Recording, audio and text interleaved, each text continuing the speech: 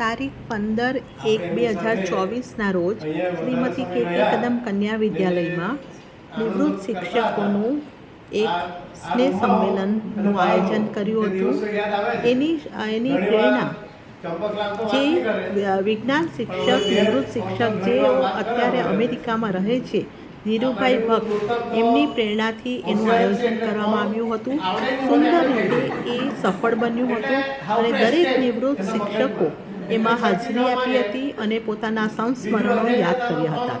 ખરેખર આ પ્રસંગ યાદગાર બની ગયો હતો અને ખરેખર એમ કહેવાય ને કે જૂની યાદો બધી તાજી થઈ ગઈ હતી. અને એ સરસ મજાનું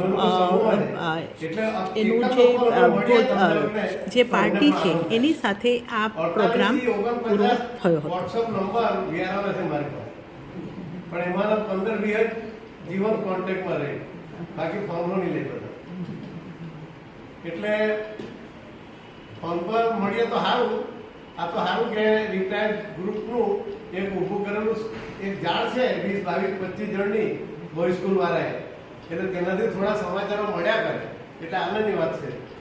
બીજું કે આપણા પટાવાળા કર્મચારીઓ પૈકી આ બધા જે આપણી વચ્ચે ઉપસ્થિત છે એને પણ આપણે આવકારીએ છીએ અને આનંદ અનુભવીએ છીએ. હવે આપણી વચ્ચે અહીંયા 2 મહાનુભાવ છે. એક અમારા લાલસીભાઈ વેડછીના છે, લાલસીભાઈ ચૌધરી, એ અમારા જૂના મિત્ર છે અને 67-68માં બીએડમાં હાથે હતા. દશરથભાઈના બનેવી નટવરલાલ એ અમારા હાથે બીએડમાં હતા, પણ એ દેસાઈ એટલે પૂરેપૂરો દેખાય. કોઈ પણ વસ્તુ આવડે નહીં, કઈ નહીં.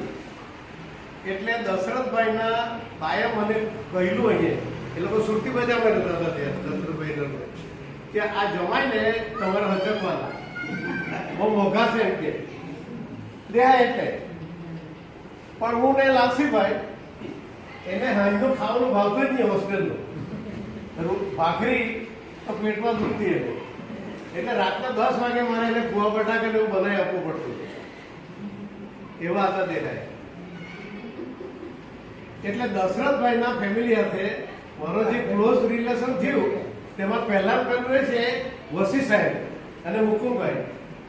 1965-66-67માં જ્યારે મારી નોકરી અહીં સમાપ્ત થઈ ગઈ બોય સ્કૂલમાં, ત્યારે મને એ લોકોએ બોલાવીને કહ્યું, મુકુંદભાઈને, વસી સાહેબે, કે હવે શું કરવાના? મેં કહ્યું મારે નોકરી કરવી જ નથી. તેમ કે તમે બહુ ઉગ્રની થાવ, અને એણે કહ્યું કે તમે બીએડ કરનાર. એટલે બીએડ કરવાની સલાહ આપી ને પછી મેં ધીરે ધીરે કરતા એમાં જોડાયો અને મને સારું થયું કે એવા સર્જનો મળ્યા કે જેણે અમને હચાઈ ગયા. અને ત્યાર પછી તો બધું વાતાવરણ ચેન્જ થયું રાજકીય. એટલે ફરી પાછા એ લોકોએ આમંત્રણ આપ્યું આ સ્કૂલવાળાએ કે તમે આવો એમ 72માં. એટલે ફરી પાછા અહીંયા આવ્યા અને છેલ્લે સુધી અહીં રહ્યા. તમને સૌને આ સમયે મળીને અત્યંત આનંદ થાય છે અમને લોકોને કે પ્રભુએ આપણને આટલો લાંબો સમય સુધી પણ રાખેલા છે. એટલે હજુ પણ હું તો કહું કે ધીરે ધીરે બેટિંગ કરીએ અને ભલે 80ની પાસે પહોંચી ગયા પણ હું માનું છું કે ધીરે ધીરે રમવું તો 90-95 પર તો પહોંચી જવાય. એટલે પ્રભુને વિનંતી કરીએ કે અમારી કોઈ પણ વિકેટ બોલ્ટ નહીં કરતા, ને જ્યારે જ્યારે એવું થાય ત્યારે નો બોલ આપજો કે જેથી ફરી પાછા રમવાનો ચાન્સ મળે. ત્યારે